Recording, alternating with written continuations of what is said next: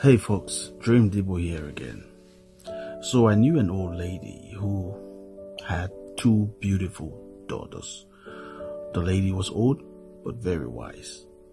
So one day one of her daughters asked her, "Mom, tell us, what did you do to maintain the relationship or the marriage between you and our father, even though I'm told he was extremely promiscuous?" She said, "Simple.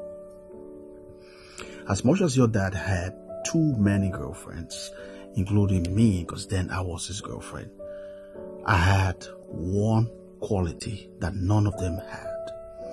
And then she said, "What do you mean, Mom?" She said, "What I mean is that I had patience and they didn't have that patience."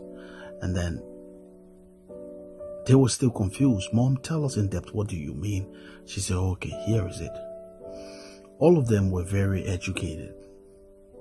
All of them were very sophisticated. They had money, they had connections, and they had everything they needed.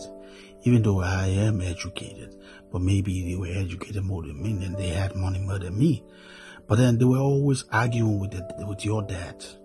They were arguing, they were forcing, they were fighting. They was talking about this gender equality all the time. And they were saying to him, what a man can do, woman can do. And they felt just because some of them were even making more income than your dad, they had absolutely no respect for him. There was a day I was home, your dad came after work, and then he said, "Honey." I said, "Yes." He said, "I'm going to marry you." I didn't believe it. I asked why. He said, "I think you're the best amongst all my girlfriends." And from that day onwards, I became his wife. What that means is, there are women on earth who think that just because they're sophisticated and this gender equality of a thing, has polluted their mind, they have missed the concept. And so they think that they can stand up to a man, a man's ego, like, no man is supposed to stand up to them. No man is supposed to, tell them what to do. Meanwhile, they want to get married. They want to have the best man. This is it. I understand we're all humans, but think about it. The man will always be the man. I'm not saying a man is supposed to, mistreat a woman. That's not what I'm saying. But the word is so polluted to an extent that most women, not every woman, I will say this clearly, not every woman, most women, are crossing the line. They are missing the mark. They argue a lot. Sometimes you even go to the officiating clergy or to the court for divorce, and then they say to you, "Can we find a way to resolve?" Because they will not just say, "Okay, yes, let's go into the divorce process." They would say, "Let's find a way to resolve."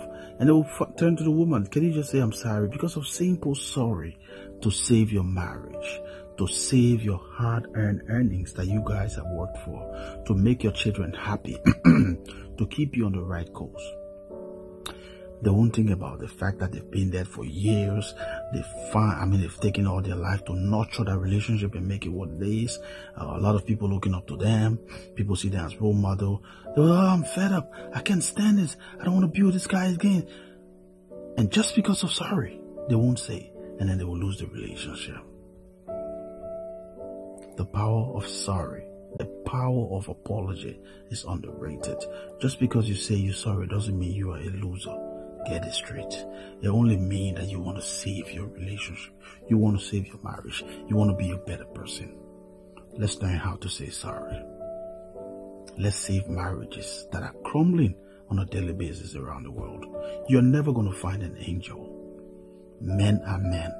We have blood surging through our veins. No one is flawless. If you enjoyed this video and you think that someone needs to hear it, just click the share button. Have a lovely night. I'm Dream Debo. Bye.